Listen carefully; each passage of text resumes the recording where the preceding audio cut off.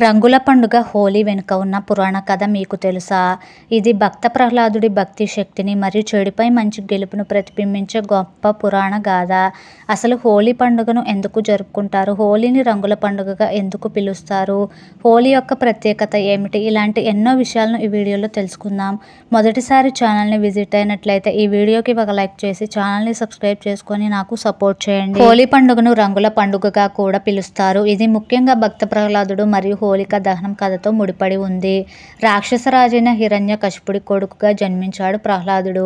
కానీ అతను శివుడు లేదా విష్ణువు కాకుండా తన తండ్రినే పరమదేవుడుగా పూజించాలన్న ఆజ్ఞను తిరస్కరించాడు. అతను భగవంతుడిని మాత్రమే నమ్ముతానని చెప్పాడు. హిరణ్యకశిపుడు చాలాసార్లు ప్రహ్లాదుడిని శిక్షించడానికి ప్రయత్నించాడు, కానీ అతనికి ఏ హాని కలగలేదు. చివరకు హిరణ్యకశిపుడు తన సోదరి హోలిక సహాయంతో ప్రహ్లాదుడిని చంపాలని నిర్ణయించాడు. హోలికకు దేవతల నుంచి ఒక అగ్ని సహించునట్టి వస్త్రం వరంగా లభించింది. అలా ఆమె ప్రహ్లాదుడిని ఒడిలో ఉంచుకొని అగ్నిలో కూర్చుంది. కానీ ప్రహ్లాదుడు భగవంతుని నామస్మరణ చేస్తుండగా హోలిక దహనం అయింది. ప్రహ్లాదుడు మాత్రం సురక్షితంగా బయటపడ్డాడు. ఈ సంఘటనకు గుర్తుగా హోలీ పండుగ మొదటి రోజు హోలిక దహనం జరుపుకుంటారు. హోలీని రంగుల పండుగగా ఎందుకు పిలుస్తారో ఇప్పుడు తెలుసుకుందాం. హోలీని రంగుల పండుగగా మారటానికి మరొక పురాణ కథ అయితే ఉంది. చిన్నతనంలో శ్రీకృష్ణుడు నీలిరంగులో ఉండేవాడు. అయితే ఒకరోజు తన తల్లి యశోదమ్మను శ్రీకృష్ణుడు ఇలా అడిగాడు. అమ్మ, రాధమ్మ నన్ను ఇలా నీలిరంగులో చూడకుండా నా రంగులోనే రాధమ్మ కూడా మారిపోతే బాగుంటుంది కదా అని అడిగాడు. యశోదమ్మ ఇలా చెప్పింది, కృష్ణ, నువ్వు రాధమ్మ ముఖానికి రంగు వేసి చూడు అని చెప్పింది. అయితే శ్రీకృష్ణుడు రాధమ్మ మొహానికి రంగులు పూశాడు.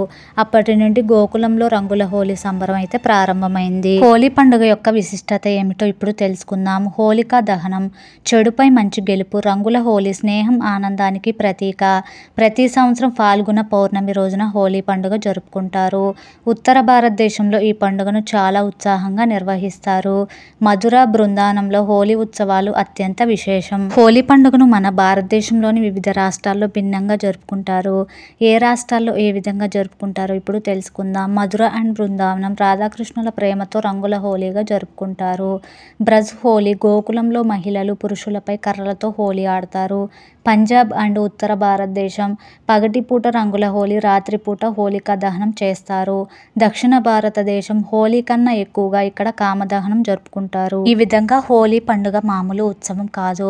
ఇది భక్త ప్రహ్లాదుడి యొక్క భక్తి, స్నేహం, ఆనందం మరియు రాధాకృష్ణుల ప్రేమకు ప్రతీకం. ఇది కేవలం ఒక రంగుల పండుగ కాదు, చెడుపై మంచి గెలుపుని ప్రతిబింబించే పవిత్ర దినం. అందరూ ఆనందంగా కలిసిమెలిసి ఉండే రోజు. ఈ హోలీ పండుగలో మీరు కూడా స్నేహితులు, కుటుంబంలో కలిసి మంచి మధుర జ్ఞాపకాలను ఏర్పరచుకోవాలని మనస్ఫూర్తిగా కోరుకుంటున్నాను. ఈ విధంగా హోలీ పండుగలో హోలికా దహనం నుంచి అయితే మన పురాణాల ప్రకారం కొంత సమయం పట్టిన చెడుపై మంచి అయితే గెలుస్తుందని అయితే మనం తెలుసుకోవచ్చు.